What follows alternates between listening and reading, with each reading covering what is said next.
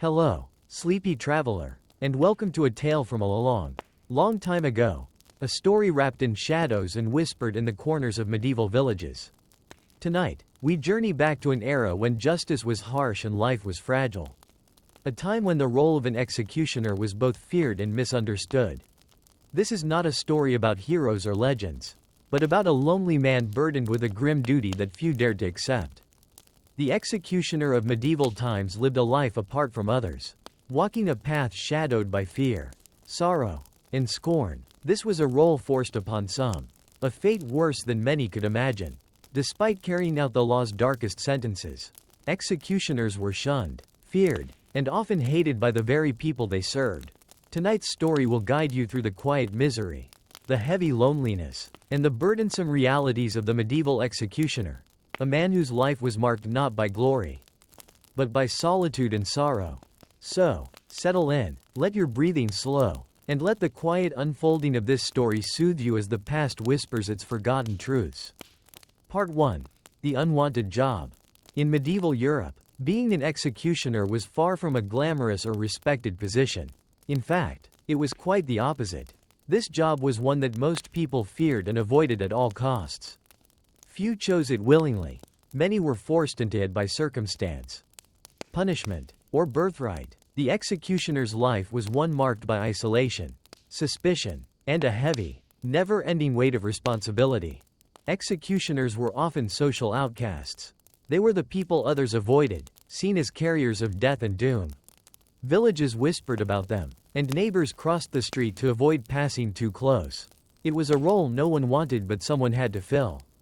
This paradox shaped the executioner's existence in ways that made life profoundly difficult. The work itself was gruesome and mentally taxing. Every day, the executioner faced the task of ending human lives. Sometimes strangers, sometimes familiar faces. They prepared instruments of death such as axes, swords, and ropes, tools that were both their livelihood and the source of their misery. Handling these tools required a grim precision, and the weight of every swing or noose tightened on their conscience. Families of executioners were not spared from the stigma either. Their children were often bullied, and spouses found themselves ostracized in the community. The executioner's presence cast a shadow over the household, turning even the simplest social interactions into challenges. Despite the grim reputation, the role was essential to the medieval justice system. Executioners carried out the sentences decreed by judges and rulers, making them enforcers of law and order. Yet, their vital role never brought them honor or respect, only loneliness and suspicion. In some cases, executioners inherited their roles from their fathers, continuing a family legacy none desired. Others were criminals themselves, forced into service as a form of punishment. The job was often a curse, chaining the individual to a life of sorrow and solitude. Yet, even within this grim existence, executioners played a complex role. They were simultaneously feared, despised, and depended upon. Their lives were caught between the shadows of justice and the harsh judgment of society. Tonight, as we begin this slow journey into their world, remember that this story is not meant to thrill or frighten, but to gently reveal the quiet hardship behind a name many have forgotten. So, breathe deeply, and listen to the echoes of a life lived at the edge of darkness. Part 2. The Heavy Burden of Fear. For the medieval executioner, fear was a constant companion. Not only the fear they inspired in others but the fear that gripped their own heart day and night. They walked a precarious line between power and vulnerability, carrying out death sentences while knowing they themselves could become targets of hatred and violence. The executioner's fear was born from many sources. First, there was the fear of the condemned themselves. Though many met their fate with resignation or prayer, some faced the executioner with rage, curses, or desperate pleas. It was not uncommon for last moments to be filled with anger or sorrow directed squarely at the one who held their life in his hands. This meant the executioner needed to steel his nerves, to perform his grim duties with calm detachment, no matter the cries or threats. Then, there was the fear of the crowd. Public executions were meant to serve as warnings, terrifying lessons to those who might break the law. Crowds gathered to watch, sometimes with jeers and mockery, other times with hushed silence. The executioner stood in the center of this swirling sea of emotion. Exposed and alone, villagers who despised the condemned often redirected their hatred toward the executioner, the living symbol of their punishment. The executioner's role also meant he was a constant target of gossip and superstition. In small towns and villages, rumors spread quickly, and stories about executioners could grow wild and dark. Some believed executioners were cursed or possessed by evil spirits. Others thought their touch brought bad luck or disease. This deep suspicion isolated executioners further, making it difficult for them to form friendships or find companionship. Because of this social fear, executioners often lived on the outskirts of town or in designated quarters, separate from the rest of the population. Their homes were frequently small and modest, sometimes even provided by local authorities as part of their employment. This separation reinforced the idea that executioners were different, apart from the community and its comforts. The executioner's family was not immune to this fear and isolation. Children were teased and bullied at school, and spouses often faced cold shoulders and whispered judgments. The stigma extended beyond the man himself, touching everyone close to him. Fear shaped the executioner's life in subtle and profound ways. Every step he took in town was measured. Every glance from a neighbor was carefully read for hidden hostility. Many executioners carried weapons not just for their work, but for personal protection, wary of reprisals from angry families or vigilantes. At times, the burden of this fear could be overwhelming. Executioners struggled with loneliness and anxiety, unable to fully relax even in their own homes. The world seemed watchful and unkind, and every day was a test of endurance. Yet, despite this heavy weight, executioners had to perform their duties without hesitation. To hesitate could mean disaster, not just for the condemned, but for themselves. Their fear was a silent burden carried beneath a mask of grim professionalism. As you settle deeper into the quiet of this story, imagine the executioner's footsteps echoing through medieval streets, alone, burdened, and ever fearful. It is a life few could bear, and a sorrow few will ever understand. Part 3. A Day in the Life. A typical day for a medieval executioner was far from ordinary. From the moment dawn's soft light crept over the horizon, the executioner's thoughts turned to the grim tasks ahead. Unlike most townsfolk, whose days were filled with markets, farming, or crafting, the executioner's work centered around preparation, anticipation, and an unending closeness to death. Before the village stirred, the executioner would begin by inspecting and readying the instruments of death. The axe, a tool both feared and respected, was carefully sharpened and balanced. The rope for hangings was checked for knots and strength. Occasionally, other devices such as swords or even more cruel contraptions awaited, depending on the sentence to be carried out. This preparation was a ritual in itself, a quiet, solemn practice requiring focus and respect. The tools were more than mere objects. They symbolized the executioner's duty and the irreversible power he wielded over life and death. Many executioners spoke of a strange reverence for their instruments, understanding that a careless hand could cause unnecessary suffering or botch justice. Throughout the morning, the executioner might also attend to the site of the execution, often the gallows or a public square.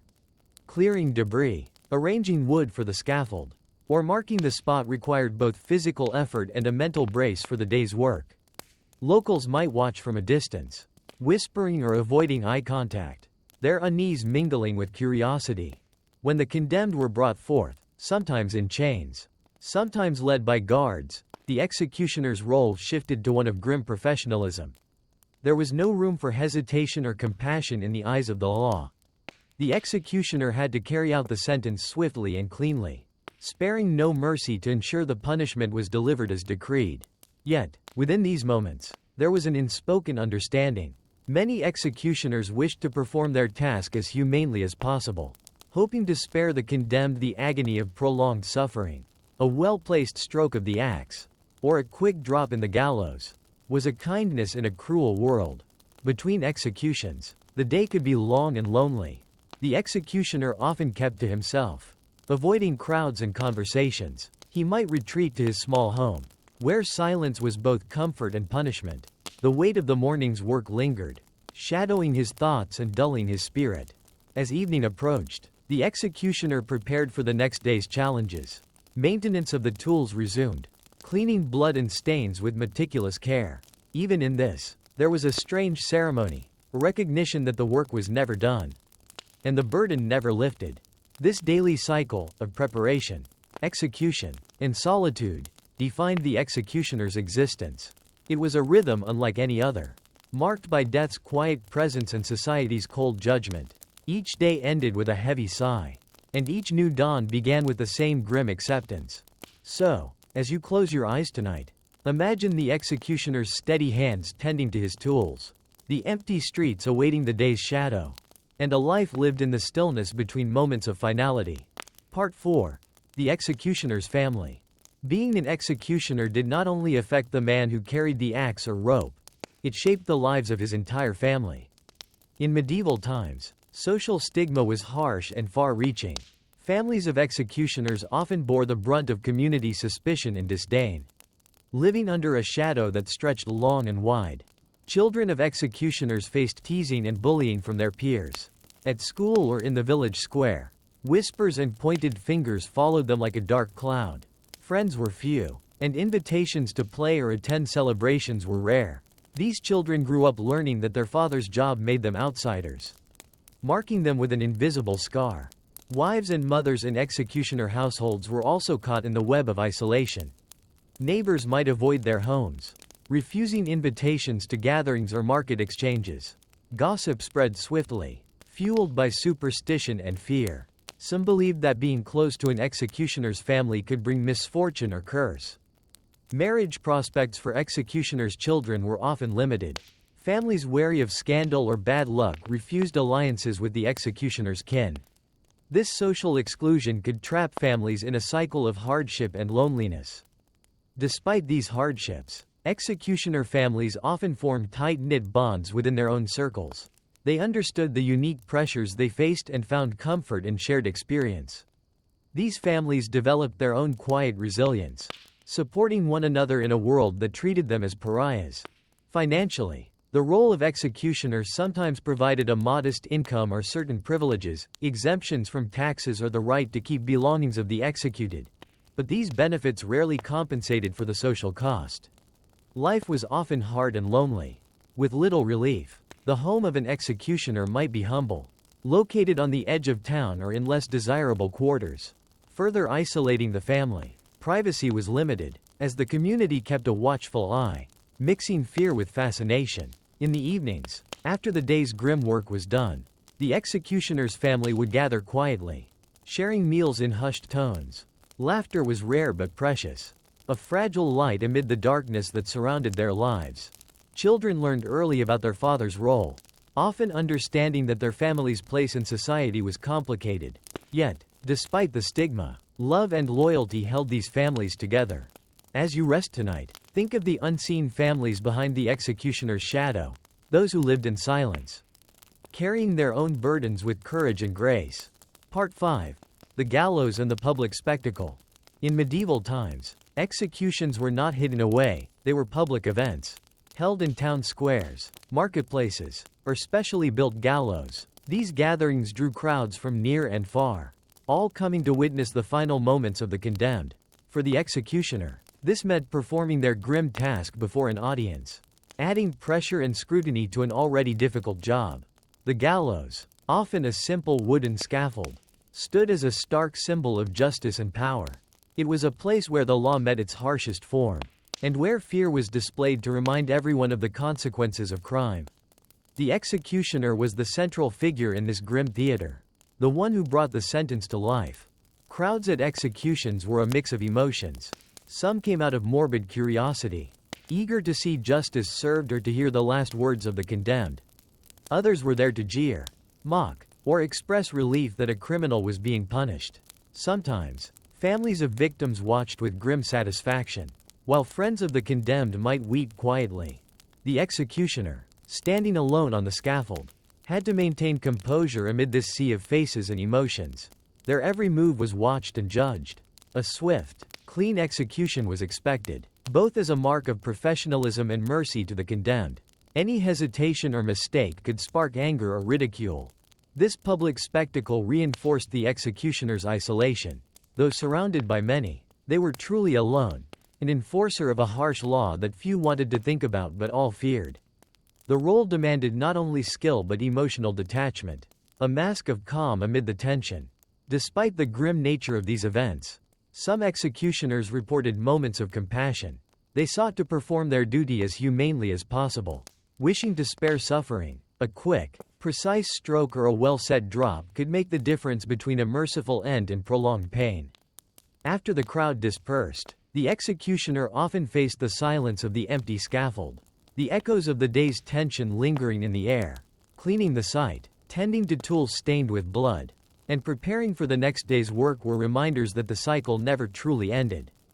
As you drift deeper into rest tonight, picture the gallows standing quiet under a fading sun, the crowd's gone, and the executioner's heavy footsteps fading down the empty street, alone once more with their thoughts and the weight of their duty.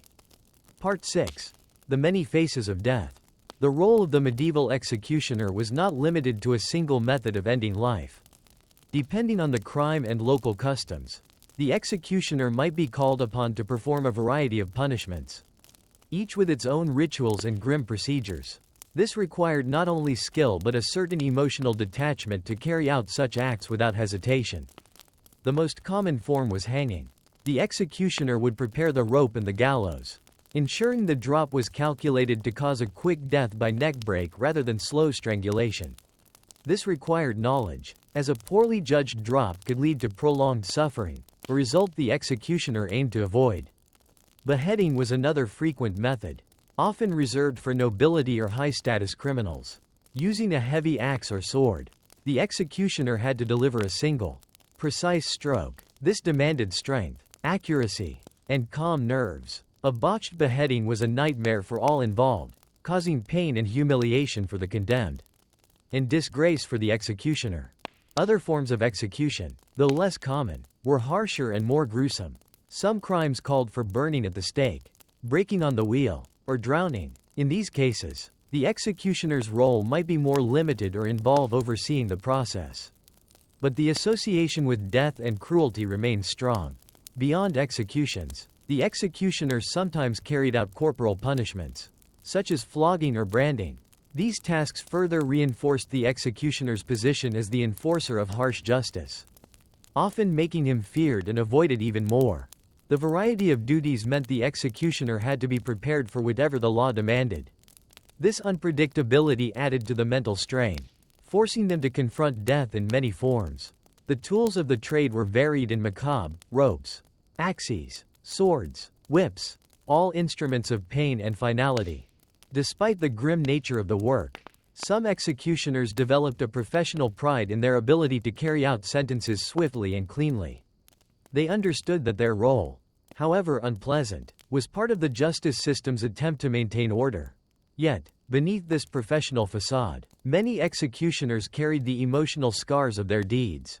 Each death was a reminder of life's fragility and the heavy price of law and order in a brutal age. As you relax tonight, imagine the executioner's hands, steady, practiced, and burdened, moving among the many tools of death, ready to face whatever fate the next day might bring. Part 7. The Lonely Road. Not all executioners stayed in one town or village. Some were itinerant, traveling from place to place as their grim services were needed. This life on the road brought new hardships and deepened the isolation that already defined their existence. The traveling executioner carried with him all the tools of his dark trade: axes, ropes, blades, carefully packed and heavy. These burdens were not only physical but symbolic, a constant reminder of the role he was bound to fulfill. Wherever he went, he was met with suspicion and fear, the same way as those who stayed in one place. Each new village was a fresh start, but also a fresh challenge. Locals often regarded the executioner as a stranger, someone to be watched closely but not trusted.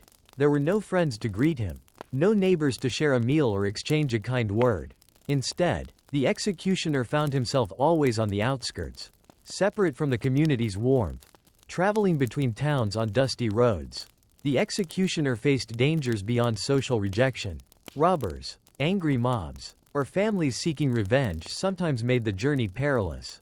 To protect himself, the executioner often traveled with guards or companions, though even these were rare and temporary alliances. Loneliness on the road was deep and unrelenting. Nights were spent in inns or simple lodgings, often alone, with only the creak of old wood and distant howls to keep company. The executioner's mind wandered to thoughts of home, or what home might mean when everywhere felt like exile. The road also meant unpredictability. The executioner never knew when the next call for his services would come, or where it would take him. This constant uncertainty added to the mental weight he carried. Despite the hardships, some itinerant executioners took pride in their work, viewing it as a necessary service that transcended borders. Their grim presence was a reminder that justice, however harsh, was universal. As you let your eyes close tonight, picture the lonely executioner walking the quiet roads beneath the stars, carrying his heavy tools and heavier burden, ever moving forward on a path few would dare to follow. Part 8. The Price of Silence. The executioner's life was filled with many burdens, but perhaps none as heavy as the silence he was forced to maintain. Bound by oath, duty, and fear, executioners were often sworn to secrecy about the crimes they witnessed and the people they executed. This enforced silence isolated them further, making their lives lonelier and their minds heavier. In the medieval justice system, trials were sometimes public, but the details of the accused's misdeeds were often known only to a select few. Executioners, privy to these details, could not share their knowledge freely. Speaking out could bring trouble, legal or social, or even endanger their lives. This silence created a barrier between the executioner and the community. While others might gossip, share stories, or debate the merits of justice, the executioner had to remain quiet, carrying the weight of knowledge alone. This solitude fostered a deep sense of alienation. The executioner's secret knowledge was often a source of anxiety. They witnessed the darkest parts of human nature, betrayals, crimes, and tragedies, and bore witness to the final judgment. Yet, they could never voice their thoughts or feelings about what they had seen. Sometimes, this silence led to misunderstandings. People feared what they did not understand, and rumors about executioners grew wild and untrue. Some thought executioners had strange powers or were connected to evil forces. The inability to explain or defend themselves only deepened the chasm. Within their own hearts, executioners struggled. The silence was not just imposed by others but internalized. As many grappled with guilt, sorrow, or confusion over their role in taking lives, they bore these heavy thoughts alone, with no outlet for relief. This price of silence weighed on the executioner every day. It was a quiet, invisible burden, one that marked their soul as surely as the tools they carried marked their hands. As you rest now, imagine the executioner sitting alone in the fading light, lips sealed, thoughts swirling in the quiet, holding secrets that no one else could bear to hear. Part 9. The Fear of Retribution. Living as a medieval executioner meant carrying not only the weight of death but also the constant shadow of danger. Beyond the fear and suspicion from society, executioners often feared retribution, revenge from the friends and family of those they executed. In an age where justice was harsh and often swift, emotions ran high. Those who lost loved ones to the executioner's axe or rope sometimes sought vengeance. Stories circulated of angry kin tracking down executioners, driven by grief and rage, determined to settle scores. This fear was never distant, it lingered in every quiet moment. Executioners had to remain vigilant, guarding not only their own lives but the safety of their families. Homes were fortified when possible, doors bolted tightly, and weapons kept close at hand. Some executioners lived under constant threat, moving from place to escape danger. Others employed guards or hired mercenaries for protection. Yet, no measure could guarantee safety entirely. The possibility of violent retaliation added another layer of loneliness. Trust became a rare commodity, and friendships even rarer. Executioners learned to conceal their whereabouts and avoid public gatherings, becoming ghosts in their own communities. This fear of retribution also shaped their demeanor. Executioners often appeared stoic or distant, guarding their emotions and intentions carefully. Any sign of weakness could invite trouble. Despite the danger, executioners fulfilled their duties, understanding the risks involved. Their commitment to the law was a lonely but steadfast resolve. As you drift deeper into rest tonight, picture the executioner watching shadows at the edge of the village, senses alert and heart heavy, always wary. always alone in a world that could turn against him without warning. Part 10. The Superstitions and Myths. In medieval times, the line between fact and folklore was often blurred, and executioners were frequently the subjects of superstition and myth. To many, they were more than mere mortals performing a grim task. They were figures cloaked in mystery and fear, surrounded by tales that grew darker with each telling. Villagers whispered that executioners carried curses. Some believed their touch could bring bad luck or disease, a superstition that further alienated them from their communities. Mothers warned their children to stay away, fearing the executioner's presence would invite misfortune. Others thought executioners had supernatural powers or were servants of evil forces. These stories painted executioners as sinister figures, wielding dark magic to carry out their deadly work. The truth, of course, was far less dramatic, but such tales spread quickly, feeding the fear and isolation the executioners already faced. Executioners were also believed to be immune to certain illnesses or death itself, a paradoxical myth born from their close association with death. Some said that because they dealt so often with mortality, executioners could not be harmed by the same fate. This idea, while somewhat flattering, did little to improve their standing among neighbors. These myths had real consequences. They justified the harsh treatment executioners received and reinforced social barriers. People avoided sharing food or drink with executioners, fearing contamination. Some refused to let executioners enter churches or attend festivals, believing their presence would spoil the sanctity of these places. Despite these tales, many executioners lived ordinary lives behind the veil of superstition. They loved, they feared, and they suffered just like anyone else. Yet the myths created an unbridgeable gap between them and their communities. As you rest tonight, let your mind wander to the lonely figure of the executioner, part man, part myth, standing at the edge of a village, carrying the weight of stories both true and imagined. Part 11. The occasional benefits. Despite the heavy social stigma and isolation, being a medieval executioner came with a few rare, though modest, benefits. These small privileges, however, often did little to soften the harsh realities of the job or the loneliness that came with it. One such benefit was exemption from certain taxes. Executioners were sometimes allowed to avoid paying tolls or fees that other villagers had to bear. This was a practical recognition of their difficult role and a small way for local authorities to compensate them for their service. Executioners were also often permitted to keep the clothes, belongings, or property of those they executed. This grim form of payment could provide a source of income or goods, especially in times when money was scarce. However, this practice sometimes added to the negative perception of executioners, as it could appear greedy or disrespectful. Some executioners were granted small homes or living quarters by the local lord or municipality. These residences were often modest and located on the fringes of the community, reflecting the ambivalent feelings people had toward them. In rare cases, executioners gained a reputation for their skill and professionalism, earning grudging respect from some quarters. Being swift and precise in their duties was valued, as it minimized suffering and public outrage. Still, these benefits were often outweighed by the social isolation and fear that defined the executioner's life. They lived in a paradox, necessary for justice, yet shunned by society. Families of executioners might also receive some protection or privileges, but the stigma remained hard to shake. Life was a delicate balance between practical needs and social exclusion. As you drift deeper into rest, imagine the executioner counting his small privileges against the vast loneliness of his life, knowing that no benefit could erase the burden he bore. Part 12. The physical toll. The life of a medieval executioner was not only lonely and burdensome but physically demanding. Their daily work required strength, endurance, and a steady hand, qualities tested by the grim realities of their role. Handling heavy tools like axes and swords was strenuous. These weapons needed to be wielded with precision and force to carry out executions swiftly and humanely. The repeated motion of raising and swinging an axe, or tightening a noose, took a toll on the executioner's body over time.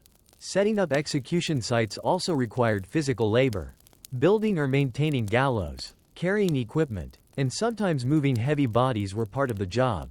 Executioners often worked outdoors, exposed to all weather conditions, rain, cold, and heat, without much relief. Injuries were common. Blisters, cuts, or strains from handling sharp tools could become infected. As medieval medicine was limited, executioners had little time to rest or recover. As executions were scheduled according to law and demand, the physical toll extended beyond the immediate dangers of the job. Years of repetitive, heavy labor often left executioners with chronic pain or disabilities in later life. Yet, there was little sympathy or support for their plight. Despite this, many executioners took pride in their endurance and skill. The strength to carry out such a grim profession was a mark of toughness in a harsh world. As you relax tonight, picture the executioner's worn hands, calloused and steady, moving with practiced care, bearing the physical weight of a job unlike any other. Part 13. The mental toll. The physical demands of the executioner's role were matched, if not surpassed, by the heavy mental and emotional toll it took. Facing death day after day, carrying out sentences that ended lives, and living under constant social isolation weighed heavily on their minds and hearts. Executioners had to develop a hardened exterior, detaching themselves emotionally from the grim realities of their work. But beneath this mask, many struggled with feelings of guilt, sorrow, and despair. The knowledge that their actions directly caused pain and death could haunt them in quiet moments. Loneliness compounded this burden. Executioners often found no one to confide in, as their role made them social pariahs. The silence surrounding their work left their inner struggles invisible and unacknowledged. Some executioners turned to alcohol or other means to dull the pain. Others sought solace in religion, hoping for forgiveness or peace. Yet, these comforts were fleeting against the weight of their responsibilities. Mental health in medieval times was poorly understood, and there were few resources or support for those struggling. Executioners bore their emotional wounds in silence, often alone with their thoughts in the dark hours of night. The fear of madness or despair was real. Some executioners reportedly suffered breakdowns or withdrew completely from society. Their minds, worn thin by sorrow and stress, were a fragile place. Despite this, many continued their duties, compelled by necessity or duty. Their resilience, though hidden, was remarkable, a quiet strength beneath the grim exterior. As you close your eyes tonight, imagine the executioner's mind, torn, burdened, yet enduring, holding fast in a world shadowed by death and solitude. Part 14. The rare moments of compassion. Despite the grim and often harsh reputation of medieval executioners, some showed moments of unexpected compassion. Beneath the heavy burden of their duties, these men, often misunderstood and isolated, held a quiet humanity that revealed itself in small, gentle acts. Executioners understood the gravity of their role. They witnessed the final moments of many lives, sometimes of people who were frightened, repentant, or resigned. In these moments, a kind word, a steady hand, or a quick, merciful stroke could bring comfort amid suffering. Some executioners took great care to ensure their work was swift and precise, sparing the condemned unnecessary pain. They recognized that their role, though feared, could be carried out with dignity and respect for human life. There are accounts of executioners offering prayers for the souls of the condemned or providing small comforts in their last moments, a piece of bread, a moment of silence, or a reassuring presence. These acts, though rare, shone like flickers of light in a dark profession. In their own way, these moments of compassion were acts of rebellion against the cruelty that surrounded them. They revealed a deeper understanding of justice, not merely as punishment, but as a solemn responsibility. For the executioner, these quiet acts might have been a source of personal solace, helping to ease the weight of their burdens and maintain a connection to their own humanity. As you drift deeper into rest, imagine the executioner's gentle touch, a brief, comforting light amid the shadows of his grim world. Part 15. The changing times. As medieval society slowly evolved, so too did the role of the executioner.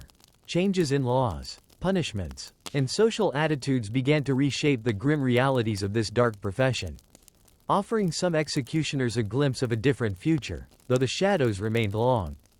In some regions, public executions became less frequent, replaced by other forms of punishment or imprisonment. This shift reduced the executioner's prominence, and sometimes their workload. While this might have eased some burdens, It also threatened the livelihood of those who depended on the role.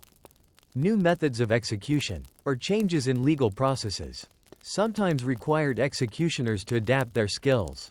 The role grew more specialized, demanding precision and sometimes secrecy. Social attitudes slowly shifted as well. While executioners remained stigmatized, some began to be seen as professionals fulfilling a necessary but unpleasant duty. A grudging respect, if not full acceptance, started to take root in certain places.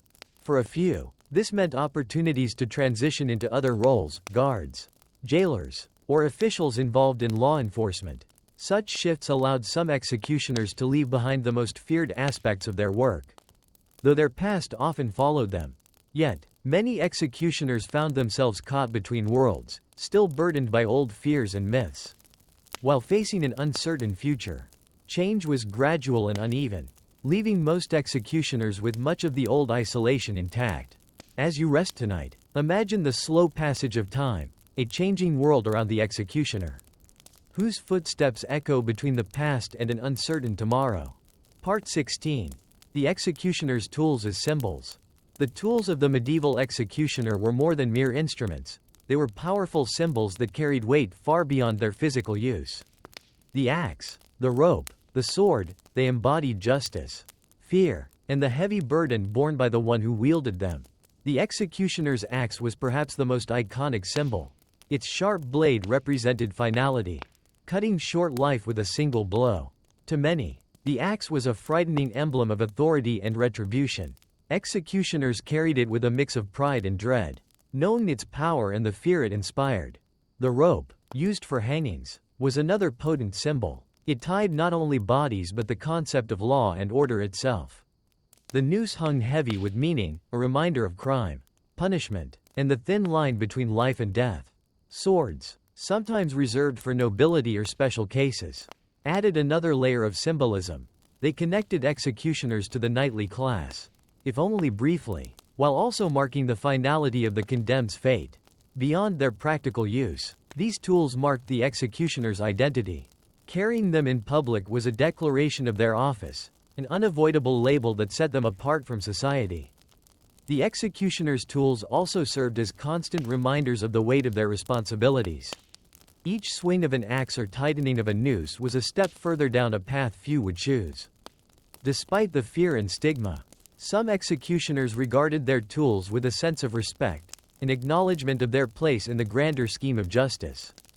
As you drift toward sleep tonight, picture the executioner standing quietly with his tools, symbols of power and burden alike, held steady in hands that have known both mercy and finality. Part 17. The struggle for redemption. In the quiet corners of medieval towns, some executioners sought redemption, not from others, but from themselves, burdened by the heavy weight of their duties and the isolation that came with them. These men looked for ways to ease their souls and find peace in a world that offered little kindness. Redemption took many forms. Some executioners donated money or goods to local churches and monasteries, hoping their charity would cleanse their sins. Others cared for the poor and the sick, quietly giving back to the communities that shunned them. Acts of kindness were often kept secret, a private effort to balance the scales of their harsh profession. Executioners understood that public displays might invite suspicion or mockery, so they performed these deeds quietly, without fanfare. Religion played a central role in this search for forgiveness. Many executioners prayed fervently, seeking absolution and mercy from God. Confession, when permitted, was a rare but vital practice, an opportunity to lay down the burden of guilt, if only briefly. Despite these efforts, redemption was elusive. The stigma of their profession clung tightly, and many executioners felt trapped between the necessity of their role and their desire for a cleaner conscience. Yet, the struggle itself revealed a depth of humanity often overlooked. Beneath the hood and heavy tools was a man wrestling with his place in the world and the hope for something better. As you relax tonight, imagine the executioner quietly helping those in need, his heart reaching for light amid the shadows of his grim calling. Part 18. The legacy left behind. Though often forgotten or misunderstood, executioners left behind a complex legacy woven into the fabric of medieval justice and society. Their lives, marked by isolation and burden, were a testament to the harsh realities of law and order in a world far different from our own. Executioners played an essential role, one that no community could truly do without. Their grim tasks upheld the rule of law, enforcing the penalties set by kings, lords, and judges. Without them, the fragile structure of medieval society might have crumbled under disorder. Yet, history rarely remembers executioners kindly. They were often cast as villains or demons in stories. Their names erased or replaced with fearsome titles. This erasure reflected society's discomfort with death and punishment, and its tendency to ignore those who carry out unpleasant duties. The executioner's legacy is also a reminder of the human cost behind justice. Behind each sentence carried out was a man grappling with sorrow, fear, and loneliness. Their stories invite us to consider the toll exacted by systems of power and the individuals who enforce them. In some places, executioners became part of folklore and legend, figures of both horror and fascination. Their images survive in art, literature, and even modern culture, though often distorted or exaggerated. As time moved forward, the role of the executioner evolved or disappeared, replaced by new systems and technologies. But the echoes of their presence linger in history's shadows. Tonight, as you drift into sleep, remember the executioner, not as a monster, but as a man bound by duty, carrying a burden few could bear and leaving behind a legacy both dark and deeply human. Part 19. Why it truly sucked. When we gather all the threads of an executioner's life, the fear, the isolation, the burden of death, we begin to understand why it truly sucked to be a medieval executioner. This was a life filled with sorrow, solitude, and the weight of a grim responsibility that few could ever imagine. The executioner lived on the fringes of society. Necessary yet rejected, they were feared by many, hated by most, and loved by none. Their work forced them to take lives, severing ties to compassion and friendship. This role demanded a strength both physical and mental that came at a high cost. Social isolation was relentless. Families suffered alongside the executioner. Children were bullied, and spouses faced disdain. The executioner was marked as different, often barred from churches, festivals, and markets. The fear of retribution loomed constantly. Executioners lived in shadow, wary of vengeance from the families of the condemned or angry mobs. Their days were filled with vigilance, their nights haunted by uncertainty. Mental anguish often accompanied the physical toil. Many executioners wrestled with guilt, sorrow, and despair in silence. The weight of so many deaths carved deep scars into their souls. Even the occasional benefits, exemptions from taxes or keeping possessions of the executed, could not balance the loneliness and stigma. In truth, being an executioner meant carrying a burden so heavy it shaped every aspect of life. It was a role few desired, many feared, and most misunderstood. As you close your eyes tonight, let this quiet story settle gently in your mind, a reminder of the lonely men who lived shadowed lives, bearing burdens no one else would carry. Part 20. The Forgotten Man. In the end, the medieval executioner was often the forgotten man, an invisible figure standing at the crossroads of justice and death.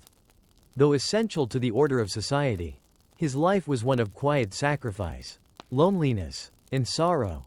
He was a man who carried the weight of others' sins and the heavy burden of carrying out final judgments. Yet, his name was rarely spoken kindly. His face seldom shone without fear or disdain. The executioner's story is one of paradox. Necessary yet shunned, powerful yet powerless, present in history yet erased from memory. In the solitude of the night, away from the eyes of the crowd, the executioner's thoughts often turned inward, reflecting on a life spent in shadows. Longing perhaps for acceptance, peace, or simply to be seen as a man, not a symbol of death. Though history may forget him, the echoes of his footsteps linger, a reminder of a time when justice was harsh, and those who delivered it bore the greatest cost. So tonight, as you drift into sleep, remember the forgotten man, the medieval executioner, whose silent burden shaped the world in ways both dark and profound. Part 21. The Shadow of Duty. Even after years of carrying out the grim responsibilities of his role, the executioner never truly escaped the shadow of duty that clung to him like a second skin. This shadow was more than just the work itself, it was the awareness that every action, Every choice echoed beyond the moment, shaping lives and histories. Each execution was a reminder of justice served, but also of life lost. The executioner carried this knowledge silently, understanding that his role was both feared and necessary. It was a delicate balance between duty and personal conscience. The weight of this duty affected every part of the executioner's day. From morning preparations to the final steps on the scaffold, he was aware of the eyes watching, the whispers behind his back, and the silent prayers of the condemned. This constant presence of duty left little room for personal freedom or joy. Even in moments away from the public eye, the executioner's thoughts often returned to the work waiting for him, the lives he was to end, and the community that both depended on and rejected him. Yet, despite the burdens, many executioners found a grim resolve in this shadow. It gave structure to their lives, a purpose that transcended fear and loneliness. Their duty was clear, even if the path was dark. As you rest tonight, imagine the executioner walking quietly beneath a heavy sky, his silhouette long and steady, the shadow of duty ever present, guiding him through a life few could endure.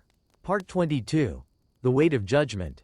The executioner was more than just an agent of death, he was a symbol of judgment itself. In medieval society, where law was intertwined with morality and divine will, the executioner's role carried profound significance. He was the living embodiment of society's ultimate decision on right and wrong, guilt and innocence. This weight of judgment pressed heavily upon him. Every execution was a final verdict, a public declaration that a life must end for the good of the community. The executioner did not decide who lived or died, that was the realm of judges and rulers, but he was the one who delivered the sentence. Carrying out this role demanded not only skill but deep emotional strength. The executioner had to reconcile his actions with the idea that he was serving justice, not cruelty. Yet, this was no simple task. Doubts and questions surely lingered in quiet moments. As he pondered the fate of those who came before him, the community's eyes were always upon him, not just watching the execution but judging the executioner himself. Was he merciful or ruthless? Swift or hesitant? Each performance shaped his reputation and affected how he was treated.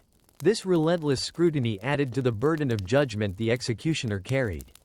His every move was weighed not only in the scales of justice but also in the court of public opinion. As you settle into rest tonight, picture the executioner standing firm beneath the weight of judgment, a solitary figure who bore the final responsibility of an unforgiving justice system. Part 23. The Price of Isolation. Isolation was a defining aspect of the executioner's life. Beyond the physical loneliness of living on the edges of society, there was a deeper, more painful solitude, the emotional and social isolation that came from being cut off from human connection. Executioners were often barred from participating fully in community life.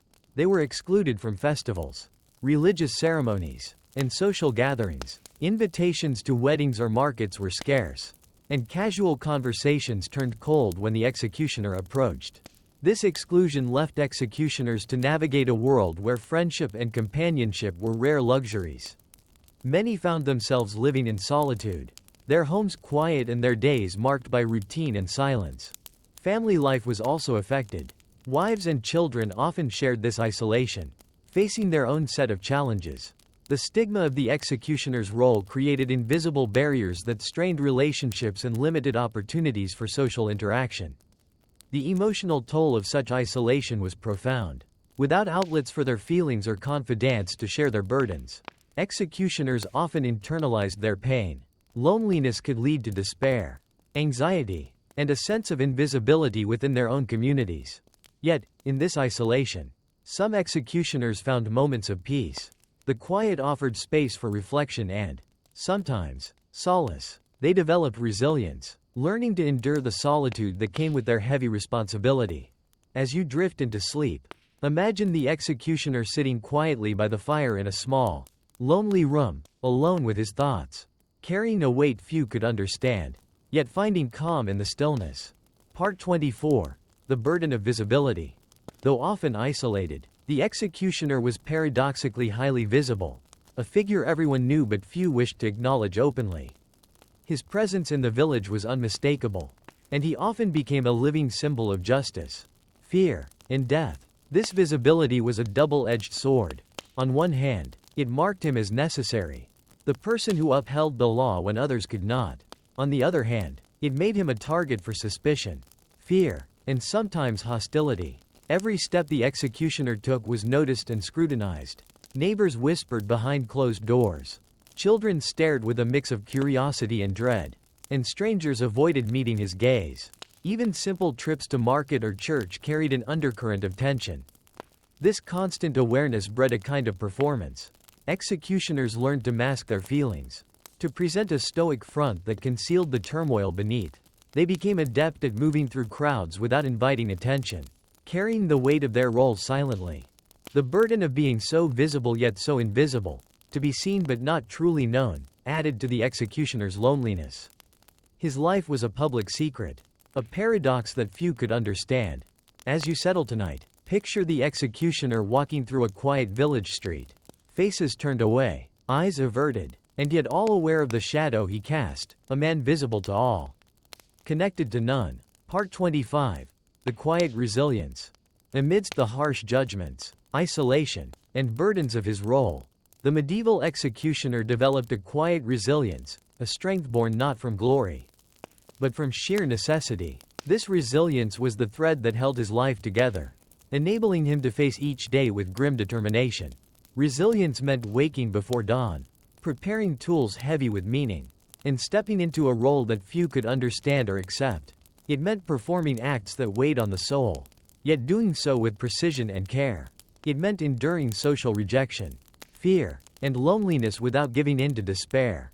Many executioners found ways to cope, rituals that provided structure, moments of prayer, or small acts of kindness that softened the harshness of their existence. Their resilience was a silent rebellion against the darkness surrounding them. This inner strength was often invisible to others. The community saw only the executioner's outward role, never the man beneath, the one who bore sorrow, fear, and fatigue with quiet dignity. Resilience also came from the executioner's understanding of his place in the order of things. He accepted that his role, though painful and lonely, was part of a larger system, a grim necessity that maintained the fragile balance of society.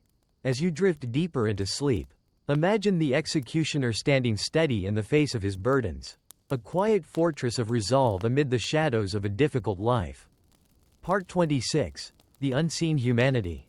Behind the fearsome image and the heavy tools, the medieval executioner was, above all else, a human being, flawed, vulnerable, and capable of compassion. This unseen humanity was often hidden beneath layers of stigma, duty, and solitude, but it remained an essential part of who they were.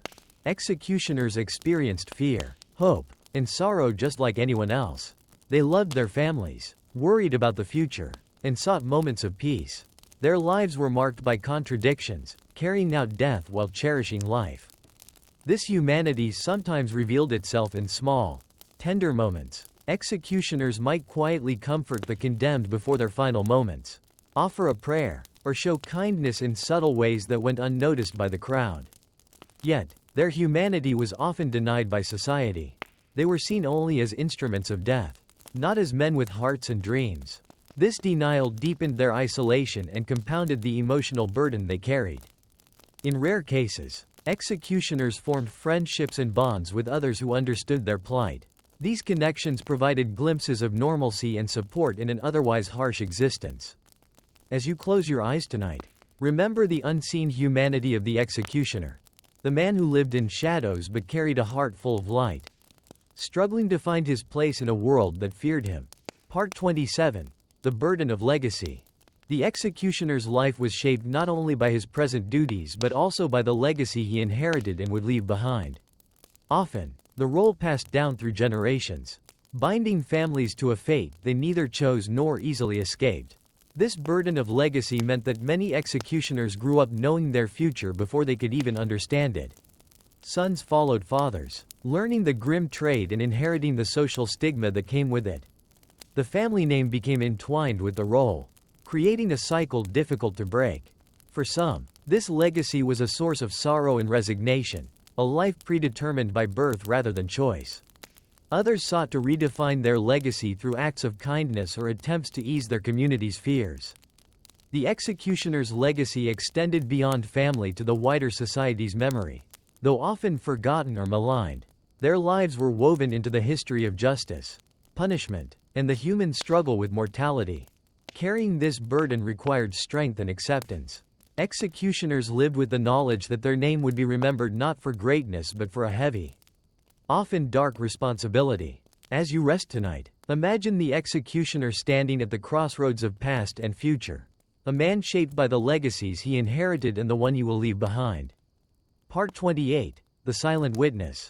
Throughout his grim career, the medieval executioner was a silent witness to countless human stories of crime, punishment, sorrow, and sometimes redemption. Though his role was to carry out final sentences, he often observed the complexities of human nature in the faces and words of the condemned. Many who faced execution came with tales of hardship, injustice, or regret. The executioner, standing silently nearby, bore witness to these last moments, sometimes hearing whispered confessions, cries for mercy, or quiet prayers. Though forbidden to intervene, the executioner's presence was a reminder of the thin line between justice and mercy. He saw not just criminals, but people, each with a story that ended under the shadow of his tools. This silent witnessing added depth to the executioner's burden. He carried not only the weight of death but the weight of countless lives and stories, often untold or misunderstood. In this way, the executioner was part historian, part confessor, holding in memory the echoes of lives ended and lessons learned. As you drift into rest, imagine the executioner listening quietly to the stories of those who came before him, the silent keeper of truths too heavy for most to bear. Part 29. The Weight of Unseen Scars. The executioner's life was marked not only by the visible burdens of his work but also by the unseen scars that time and sorrow etched deep within his soul. These scars, hidden from the eyes of others, shaped his thoughts, his feelings, and the quiet moments when he was alone. Each execution left an imprint, an invisible wound carried silently beneath the surface. The faces of the condemned, their last words, and the weight of their fates lingered in the executioner's memory long after the crowd had dispersed. The scars were not physical but emotional and spiritual. They manifested in moments of doubt, sorrow, and sometimes despair. The executioner grappled with questions about justice, mercy, and the value of life. In a time when mental health was little understood and scarcely spoken of, these wounds went untreated. Executioners bore them alone, carrying the heavy weight of experiences few could comprehend. These unseen scars could lead to isolation within isolation, a retreat into silence and solitude that only deepened the executioner's sense of separation from the world. Yet, through these scars grew resilience. The executioner learned to endure, to find strength in survival and the slow passage of days. As you settle into sleep, imagine the executioner's quiet suffering, scars hidden beneath calm eyes, a heart weighed down by the heavy cost of a difficult life. Part 30. The Final Reflection. As the sun sets on the life of a medieval executioner, the final reflection emerges, a quiet meditation on a life burdened by duty, solitude, and sorrow. Though the world around him moved on, he remained a figure caught between the past and the present, between life and death. In his final moments of contemplation, the executioner might have pondered the strange nature of his existence. A man both feared and needed, respected and rejected, his hands stained with the blood of justice, yet longing for peace. He carried the weight of countless stories, lives ended, and futures lost. Yet, in the stillness, there was a hope that perhaps, in some small way, his difficult role helped preserve order, protected the innocent, and gave meaning to the harsh laws of his time. Though history may remember him as a shadow, a symbol of death, the executioner was, at his core, a man who lived in the quiet spaces between light and darkness, struggling, enduring, and surviving. As you drift gently into sleep, let this story remind you of the complex humanity behind the roles we often fear or misunderstand. And may the executioner's silent journey be a soft whisper, guiding you toward peaceful rest. Part 31. The Quiet Aftermath. After the final execution of the day, when the crowds had dispersed and the echoes of footsteps faded into silence, the executioner was left alone with the quiet aftermath. This was a time when the weight of the day's work settled fully upon his shoulders. The place of execution, once alive with noise and tension, became still and somber. Bloodstains dried on the wooden scaffold. Tools were carefully cleaned and stored, and the executioner's hands, stained and worn, were washed under cold water. These rituals were both practical and symbolic, marking the boundary between life and death, duty and rest. In this solitude, the executioner often faced his thoughts most deeply. The faces of those he had sent to their end lingered in his mind. Their last words a soft murmur in the stillness. Regrets, questions, and the burden of judgment echoed long after the crowds had gone. Yet, the quiet also offered a brief respite, a moment to breathe. To be human without the eyes of the world upon him. In this solitude, the executioner could let down his guard and simply be, if only for a short while. This quiet aftermath was a paradox, a time of peace and pain intertwined. It was the calm that followed the storm, the silence after the noise. As you close your eyes tonight, imagine the executioner standing alone beneath the fading light, carrying the day's weight with quiet dignity, preparing himself for whatever tomorrow may bring. Part 32. The Unspoken Bonds. Though the executioner was often isolated and shunned, there were rare moments when unspoken bonds formed, connections born not from friendship, but from shared understanding and necessity. These silent relationships offered brief relief from loneliness and a reminder that even those burdened with heavy roles were not entirely alone. Executioners might find companionship among other marginalized figures, guards, jailers, or even traveling merchants, people who lived on society's edges. These connections, while cautious and understated, provided a thread of human warmth amid cold suspicion. In some towns, executioners formed quiet alliances with local clergy or healers. These relationships were delicate, grounded in mutual respect for the burdens each carried. Clergy might offer spiritual guidance, while healers tended to wounds, both physical and emotional. Though rarely spoken aloud, these bonds were lifelines. They allowed executioners moments of respite, opportunities to share burdens without fear of judgment, even within their own families. Unspoken understandings shaped daily life. Without words, loved ones supported each other, navigating the challenges of their shared reality. As you relax tonight, imagine the executioner surrounded by these invisible threads, quiet connections that weave through his solitary world, offering subtle comfort in the shadows. Part 33. The Weight of Tradition. The life of a medieval executioner was deeply rooted in tradition, an inheritance of practices, rituals, and expectations passed down through generations. This weight of tradition shaped how executioners approached their role, their identity, and their place in society.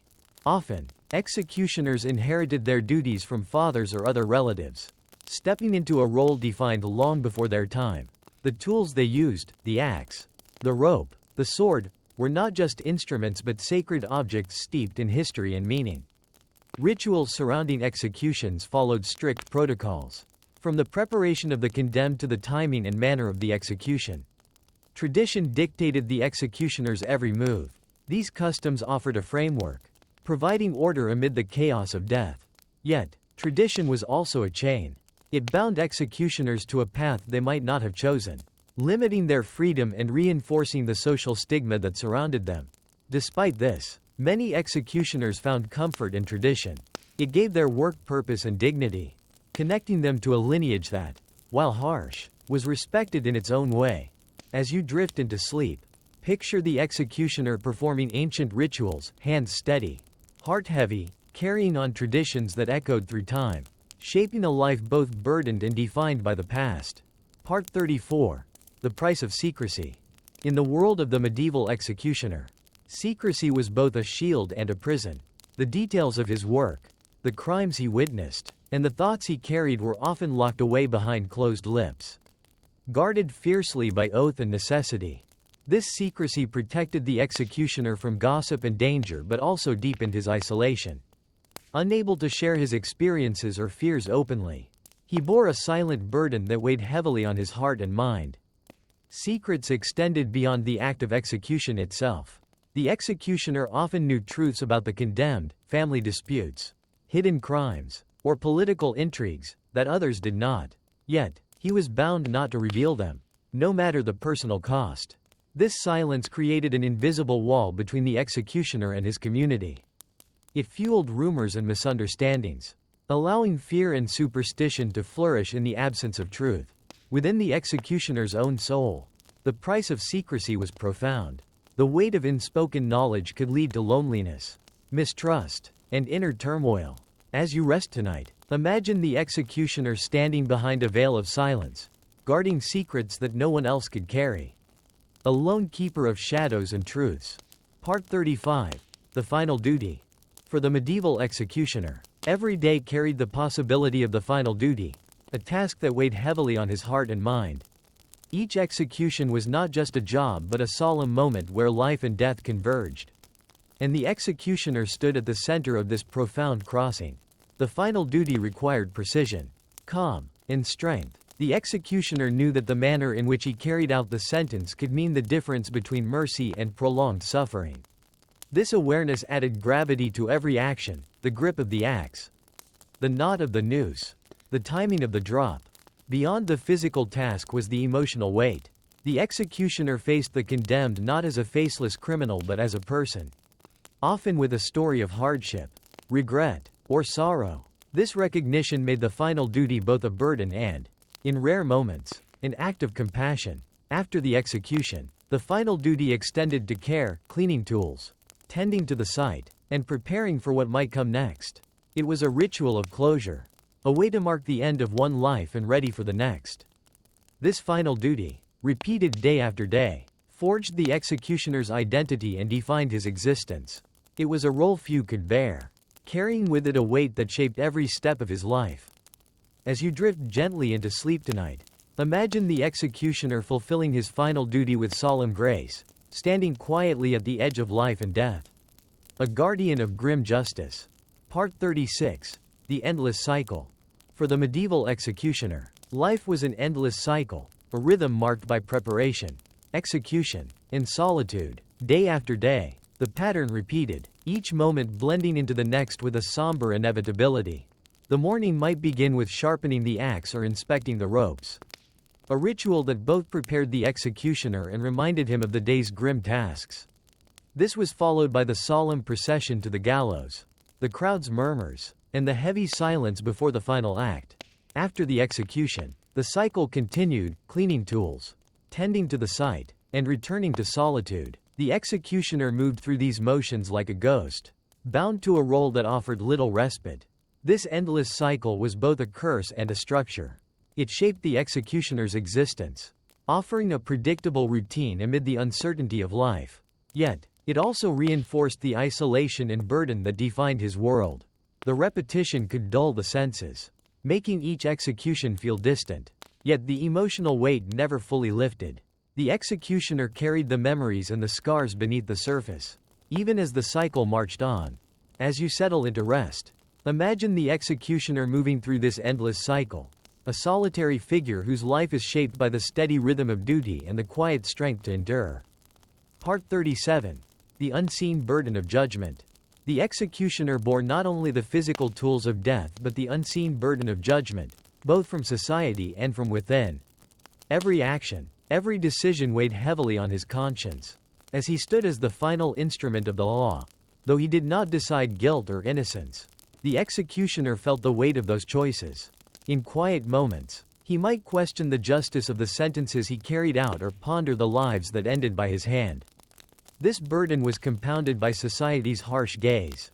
The executioner was often blamed for the cruelty of the system, made the face of punishment rather than its enforcer. This unfair judgment added layers to his isolation. Inside, the executioner wrestled with moral dilemmas, balancing duty with empathy, justice with mercy. These internal conflicts shaped his days and haunted his nights. Despite the heavy weight of judgment, executioners continued their work, driven by necessity and a sense of grim responsibility. Their unseen burden was a silent testament to the complexity of their role. As you close your eyes tonight, imagine the executioner carrying this unseen weight, a figure standing at the crossroads of justice and conscience. Alone but steadfast. Part 38. The Fragile Hope. Amidst the shadows of his grim role, the medieval executioner often held onto a fragile hope, a quiet yearning for something better beyond the heavy burdens and social isolation that defined his life. This hope took many forms. For some, it was the dream of retirement or escape, a distant future where the axe might be laid down and the rope untied. For others, it was the longing for acceptance, a chance to be seen not as a symbol of death but as a man. Faith also nurtured this hope. Executioners often turned to prayer and the promise of forgiveness, seeking comfort in the belief that their souls might find peace beyond their earthly trials.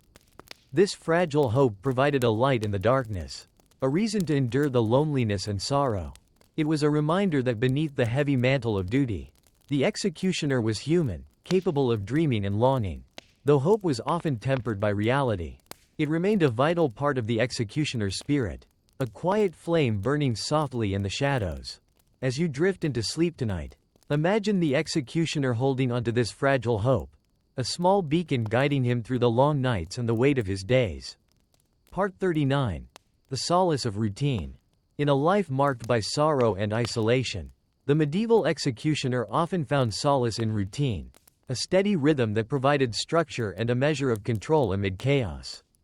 Each day's tasks followed a familiar pattern: preparing tools, tending the execution site, carrying out sentences, and retreating into solitude. This repetition, while grim, offered a comforting predictability. Routine allowed the executioner to focus on the work itself, creating space to quiet the mind and steady the hands. It became a shield against the emotional toll, a way to navigate the heavy burdens without becoming overwhelmed. Though the work was harsh, the executioner's mastery of routine transformed it into a somber art, each movement deliberate, each action measured with care. This steady rhythm became a lifeline, anchoring the executioner in a world that often felt unsteady and unforgiving. As you close your eyes tonight, imagine the executioner moving through his daily routine, each step a quiet act of endurance, a gentle flow guiding him toward peace. Part 40. The Quiet End. As the final chapter of this journey unfolds, we arrive at the quiet end of the medieval executioner's story. A life marked by hardship, solitude, and heavy burdens comes to rest, not with fanfare, but with gentle stillness. In his later years, the executioner may have sought peace beyond the sharp edge of the axe and the tightening noose. Perhaps retirement brought moments of reflection, a chance to live away from the public eye and the weight of his duties. His legacy, though complicated, was a testament to endurance and duty fulfilled in a world that demanded harsh justice. Though history often forgets or judges harshly, the executioner's life was a silent testament to the human capacity to bear even the darkest burdens. As night falls and the world grows quiet, the executioner's journey ends not with noise, but with the soft fading of footsteps into memory, an echo of a life spent in shadow, but never without meaning. As you drift into your own peaceful rest, let this story be a gentle reminder of the unseen struggles carried by those who walk difficult paths. And may it guide you softly toward dreams. Part 41. The Lingering Silence. Even after the executioner's final steps faded into history, a lingering silence remained, a quiet space filled with unspoken stories and forgotten faces. This silence echoed the deep solitude that had marked his life, a reminder of the heavy burdens once carried in shadow. The world moved on, laws changed, and the tools of execution gathered dust. Yet, the memory of the executioner, though faint, remained embedded in the fabric of society's understanding of justice and consequence. This lingering silence spoke of lives ended, burdens borne, and the complex humanity behind a role often painted in dark strokes. It invited reflection on the costs of law and the men who enforced it.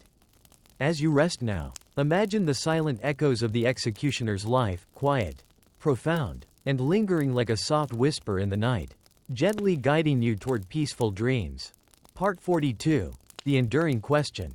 Long after the executioner's role faded into history, an enduring question remained, one that echoes softly through time. What does it truly mean to serve justice in a world so often cruel and unforgiving? This question haunts the legacy of the executioner, a man bound to duty yet marked by sorrow. It challenges us to reflect on the balance between law and mercy, punishment and forgiveness. Though the executioner carried out sentences dictated by others, His life invites deeper contemplation on the human cost behind justice, the sacrifices made, the burdens borne, and the resilience required. As you drift toward sleep tonight, hold this question gently in your mind, a quiet invitation to ponder the complexities of justice, humanity, and the paths we walk. Part 43. The Bridge Between Worlds. The medieval executioner stood at a unique crossroads, a bridge between life and death, justice and mercy, society and solitude. His role connected the tangible world with the realm of finality, making him a liminal figure caught between worlds. This position was both a burden and a strange form of power. Though feared and shunned, the executioner wielded the ultimate authority to end life, embodying society's will in its harshest form. Yet, this power was tempered by isolation and sorrow. The executioner was neither fully part of the living community nor embraced by the realm beyond. He existed in a space apart, a silent guardian of order and consequence. In this bridging role, the executioner's life was a quiet meditation on the delicate balance between duty and compassion, law and humanity. As you close your eyes tonight, imagine the executioner standing quietly between worlds, steady, watchful, and ever-enduring. Part 44. The Weight of Shadows. The executioner carried a unique burden, the weight of shadows cast by the lives he ended and the fear he inspired. These shadows stretched along, touching every part of his existence, coloring how he was seen and how he saw himself. This weight was not only from the acts themselves but from the stories, fears, and superstitions that surrounded his role. The executioner lived with the knowledge that he was a symbol as much as a man, a figure etched in the collective imagination as both necessary and terrifying. The shadows affected his relationships, his place in society, and his own sense of identity. He was often caught between the person he was and the legend he embodied. Yet, despite this weight, some executioners found ways to walk with the shadows, to accept them, to carry them with quiet dignity, and to find moments of peace within the darkness. As you drift toward sleep tonight, picture the executioner walking silently beneath long shadows, steady and resilient, holding a burden few could bear. Part 45. The Fragile Balance. The life of a medieval executioner was a fragile balance, between the demands of justice and the call of conscience, between societal rejection and personal survival. Navigating this delicate line required strength and humility in equal measure. Executioners often faced moral dilemmas, carrying out sentences that sometimes conflicted with their own sense of right and wrong. This internal struggle added complexity to their role, making each decision heavier and more profound. Society demanded harsh justice, yet many executioners understood the human stories behind each case. Balancing these realities was a daily challenge, a tightrope walk between duty and empathy. This fragile balance shaped the executioner's identity. It forged a man who was at once an enforcer and a witness, a figure of authority and a keeper of silent sorrows. As you settle into sleep tonight, imagine the executioner carefully walking this balance, steady and thoughtful, carrying both justice and humanity within his heart. Part 46. The Echoes of Silence. In the quiet moments after the crowd had dispersed and the tools were set aside, the executioner faced the echoes of silence, a haunting stillness filled with memories and unanswered questions. This silence was both a refuge and a reminder. It allowed space for reflection, for the weight of the day to settle upon his shoulders. Yet, it also amplified the loneliness and sorrow that had become constants in his life. Within this silence, the executioner might hear the faint whispers of those he had executed, their last words, regrets, or pleas. These echoes lingered, haunting his thoughts and stirring deep emotions. The echoes of silence were a testament to the executioner's humanity, a reminder that beneath the mask and tools was a man carrying the burdens of life and death. As you drift into restful sleep tonight, imagine the executioner listening to these quiet echoes, finding in them a strange comfort amid the stillness. Part 47. The Invisible Chains. The executioner lived bound by invisible chains, restrictions forged not from iron but from social stigma, fear, and the heavy weight of expectation. These chains limited his freedom, shaping every aspect of his life. He was tethered to a role few envied and many despised. Unable to escape the shadow it cast, the executioner could not walk freely among neighbors without suspicion, His movements were watched. His words weighed. These invisible chains extended to his personal choices, where he lived, whom he married, and how he raised his family. Each decision was colored by the heavy expectations placed upon him by society. Though not physically restrained, the executioner's life was circumscribed by these invisible bonds, a reminder that his duty came at a high personal cost. Yet, within these chains lay resilience, a determination to live and endure despite the limitations imposed. As you settle into sleep tonight, imagine the executioner standing strong despite invisible chains, a figure of quiet strength and endurance. Part 48. The Quiet Courage. In a life filled with fear, isolation, and heavy burdens, the medieval executioner possessed a quiet courage, an inner strength that carried him through each day's grim tasks. This courage was not loud or celebrated but steady and enduring. Facing death daily required bravery beyond the physical. The executioner confronted not only the condemned but the judgment of society and the turmoil within his own soul. This quiet courage manifested in moments of calm amidst chaos, in the steady hand that wielded the axe, and in the resilience to continue despite sorrow and rejection. Though rarely recognized or praised, this courage was a testament to the human spirit, a silent defiance against despair and loneliness. As you drift into peaceful sleep tonight, imagine the executioner's quiet courage, a soft but unwavering light guiding him through darkness. Part 49. The Silent Legacy. Though the medieval executioner often lived in obscurity, his legacy, silent and complex, endured beyond his lifetime. This legacy was not one of glory or fame but of somber duty and profound impact. Executioners shaped the course of justice, enforcing laws and maintaining order in a harsh world. Their work, though feared, was integral to the societal fabric. Yet, this legacy was often misunderstood or forgotten, hidden in the shadows of history. The executioner's story invites reflection on the unseen contributions and sacrifices made by those who bear difficult roles. This silent legacy lives on in the echoes of history, a reminder of the cost of justice and the resilience of the human spirit. As you rest tonight, let the silent legacy of the executioner be a gentle whisper, soft, enduring, and profound. Part 50. The Last Whisper. As the story draws to a close, the medieval executioner's journey ends with a last whisper, a quiet fading of footsteps, a soft closing of a heavy door. His life, marked by shadows and solitude, leaves behind a delicate echo. This last whisper carries the weight of countless stories of sorrow, endurance, and unspoken humanity. It reminds us that behind every shadowed role is a person, carrying burdens unseen and unheard. Though history may forget his name, the executioner's silent journey lingers in the spaces between light and dark, between justice and mercy. As you drift gently into sleep tonight, may this last whisper guide you softly toward peaceful dreams, carrying the quiet strength of a man who bore the heaviest of burdens with steady grace.